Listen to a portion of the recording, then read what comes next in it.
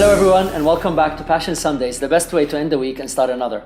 Our guest today is a leadership expert that helps leaders build a conscious culture in the company, and she is the best-selling author of the book, Conscious Culture. Yeah. Joanna, thank you very much for being with us today. Thank you very much for inviting me. I feel honored. I am honored. Thank you. I mean, it's such an amazing topic. Consciousness is an amazing topic. Leadership is an amazing topic. Culture is an amazing topic. And now you put all three in one go. I know, it's a biggie. It's a biggie. So let's break it down and talk about each separately. And for me, it starts about consciousness. So explain to me a bit more about how does consciousness relate to that whole also being passionate and being a passionate leader? Okay, well, I presented it with a framework. It's called my ABCs of high performance. Okay. So first one is about awareness. Yeah. Awareness to engage the intellect. Because leaders, they need their analytical sides connected, right? But it doesn't just start there or stop there. So A is for awareness, and that's really expanding people's consciousness to be aware of what's going on in their workplace. The B is around belongingness, and this is about engaging the heart. And because when you reach out to people and you connect with them and you have meaningful conversations, what's happening is you're connecting on the heart level. And the work that I do with the assessments and the speaking that I do, it's around really understanding the power of values. Our personal and our human values are the language of the heart. And when I get leadership teams and employees talking about their values, that's where they're connecting. They're connecting at that level. And so with awareness and belongingness, you create commitment. Now, if you want to lead change and you want to transform an organization, you need the ABCs of high performance, because without awareness and belongingness, you're not going to get commitment, right? And so any new strategies that you come up with have to have the ABCs connected to it. And so I wrote the book, Conscious Culture. It's based on 30 years of business transformation experience that I have working with leadership teams. I started in the IT industry, and then in 2000, I transformed myself and became a professional facilitator. So the last, 18 years nearly, I've been working with leadership teams, specifically helping them, develop strategic plans, organizational change plans. And the last 7 years, it's been around really understanding what is your corporate culture, right? Understanding what's really important to people, so their personal values, and enabling those values to come into the workplace. Not asking someone to change and park their personal values at the front door, where they're parking probably the best of themselves, right? But really enabling them to come in and be who they are, right? What they're passionate about, right? And connecting it to the corporate culture. So what's really working for you, and then what's limiting you, okay? And then when you understand that, then what's the desired workplace culture? So my tagline for my company, Culture Leadership Group, is culture by design. Culture by design, I like that. Culture by design, because it's really, you want to be very focused and intentional about what is your workplace culture. You spend all this time creating strategic plans, right, and these new strategies going forward. But if you're asking your employees to change in the slightest way, either their behaviors or their values, guess what? You're transforming your culture. So why not be really conscious about what it is? And that's why I call the book Conscious Culture. How to build a high-performing workplace through values, ethics, and leadership. I love that. So you've actually summarized all three in one go now, in a way. Well done. Well done. I like it. Well, it shows that you are passionate about what you're doing, because I believe the ability to distill knowledge into a workable frame that is, or framework, that is very simple is true passion.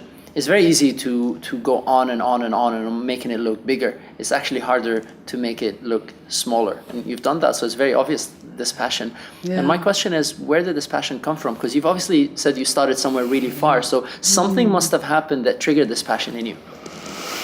Yes, I met a very special person called Sri Sri Ravi Shankar. I took his course called The Art of Happiness, and it changed me, or connected with me very deeply. And I said, if I could bring this knowledge into the workplace, what a transformation would happen. Because it connected me to myself. When you bring it into the workplace, you're connecting people on this heart level, right?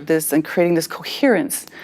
And essentially, that's what everybody wants, is personal coherence. But then when they're working in an organization, they want that coherence with their colleagues, with their leaders. It's that sense of trust and connection that you have. And so it's really kind of feeling that love and feeling, there was a book called Liberating the Corporate Soul, right? So the work that I do with the culture values assessment. So it's awakening and connecting people to their souls, to who they are, their reason for being. And so I just really want people to enable their full potential to kind of come out and shine, and awakening people to who they are. And then that just connects into the broader workplace. So it's about this connection here, and then I love that. Helping people. They say, the longest road for some people in life is the 18 inches between the head and the heart. Yeah. We start as babies, and that's all we do is love and smile and connect people to their heart. And as we get older and older, we forget to smile, and we just kind of live in this left brain. We get stuck in our head. Yeah. We get stuck in our head. Yeah. And I love how you're bringing heart back into it, and then bringing that into a culture, not just about the individual. Because sometimes as leaders get caught up in their own leadership world, and reality is if you're not creating a culture, you're not a leader anymore because there's nobody else to lead. Well, the culture is the leadership. Everybody kind of follows the leader. And so, they say leaders have to walk the talk, but how many leaders are actually really conscious and aware that they are the ones that are creating the culture? You often hear, oh, well, I want more of this, and I want more trust, and I want more loyalty, and I want more respect. Are you bringing it in? It's the three fingers pointing back at themselves. How respectful are they? How trustworthy are they? How much loyalty are they demonstrating? Because unless they're showing it and modeling it, they're not going to have it. So it's about really being intentional and consciously aware of what's important to you, how are you showing up, how are you really leading and building the culture that you want. The most successful organizations on the planet, right, are conscious of their culture. They're creating something called cultural capital, where they treat their culture as a capital resource, like their financial systems, their IT systems, right? And so recognizing the power of their culture and really creating it intentionally, those are the leaders that I want to reach out to. Those are the leaders that I want to work with and help, because they've got it, right? They know what they want to do. They just need a little bit of assistance. Yeah, I love that. And what's important here is it's to understand that everybody's a leader. Because I get a lot of people in companies, they're like, well, I'm not the leader. No, you are the leader. Because to start with, you have to lead your life, you have to lead your family, you have to lead in your relationships. If you're not leading, who's leading you is the question. So there's nothing called I'm not a leader. People, this is not just for businesses, this is for individuals, and being conscious about your leadership style in your own life. Are you walking the talk? Are you closing the gap between the heart and the mind? And are you being present about what value you are bringing to the world in every moment? Yeah. So I love everything you're doing. Thank you very much. This is like awesome. I love it. Beautiful. Thank you. Appreciate it. Okay. Passion. What do you think? I hope you found this as useful and as exciting as I did. If so, please leave your comments on the blog below and do share it with somebody who will find it useful. And if you'd like more tools, tips, techniques, and exclusive interviews that I only share on my website, then go to Moustafa.com. And until next episode, live passionately.